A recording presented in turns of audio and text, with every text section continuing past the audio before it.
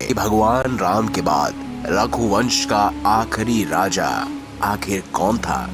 अगर नहीं जानते तो इस वीडियो को अंत तक जरूर देखिएगा। नमस्कार, आप देख रहे हैं द भक्ति, और अगर अभी तक आपने हमारे चैनल को सब्सक्राइब नहीं किया तो सब्सक्राइब अवश्य करें। चलिए बढ़ते हैं आगे इस खास वीडियो में। दोस्तों, रामायण की कहानी से तो आप पूरी तरह से वाकिफ होंगे कि कैसे भगवान राम को 14 वर्ष का वनवास मिला, कैसे उन्होंने रावण को सजा दी और कैसे अयोध्या तक वापस पहुंचे। ये कहानी तो सभी ने सुनी होगी, लेकिन क्या आप जानते हैं कि क्या हुआ था जब भगवान राम ने अपने मानव रूप को छोड़ दिया? उनकी मृत्यु के बाद उनके सिंहासन पर आखिर कौन बैठा?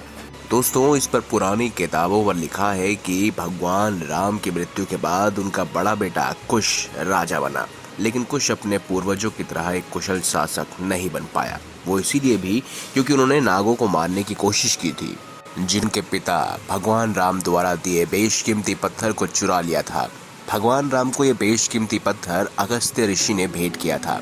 कथाओं के मुताबिक कुश दुर्जय राक्षस से लड़ाई के दौरान मारा गया था, लेकिन उनके पूर्वज कभी कोई भी लड़ाई नहीं हारे थे। जब दुर्जय राक्षस ने किया तो वो इसमें मारा गया था। कुश की मृत्यु के बाद उनका बेटा अतिथि राजा बना। कुश और नाग कन्या कुमदवती का बेटा अतिथि अपने पूर्वजों की तरह ही एक महान राजा था। वशिष्ठ मुनि की देखरेख में अतिथि एक महान योद्धा बना। कहते हैं अतिथि की मृत्यु के बाद उसका बेटा निषद राजा बना। निषद भी अपने पिता की तरह एक महान राजा और योद्धा साबित हुआ।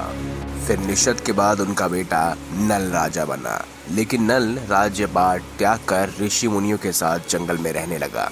पिता राज्यपाट त्यागने के बाद नभ उत्तर कौशल का शासक बना। नभ पर पुंडारिक ने हमला किया था। देवानिक का एक बेटा था जिसका नाम था अहिनागु, जिसने पूरे ब्रह्मांड पर राज किया और जिसे उनकी प्रजा ने खूब प्यार दिया। देवानिक के बाद उसका बेटा परियात्रा राजा बना, और परियात्रा की मृत्यु के बाद उसका बेटा शील राजा बना, जो कि बहुत ही ज्यादा विनम्र था। इसी तरह साल दर साल राजा बदलते गए और रघुवंश यूं ही आगे बढ़ता गया। अग्निवर्णा इस रघुवंश का आखिरी राजा था। जी हाँ, अग्निवर्णा। लेकिन वो हमेशा भोग विलासता भरी जिंदगी जीने का आदी हो गया। प्रजा तो दूर की बात, उनके मंत्रियों ने भी उन्हें कभी नहीं देखा था। वो विलासिता के कारण बेहद कमजोर राजा बन गया था। बावजूद इसके अन्य राजाओं को राघवों से इतना डर था कि उन्होंने कभी भी हमला करने की नहीं ची। इस तरह अग्निवर्णा की कम उम्र में ही मृत्यु हो गई।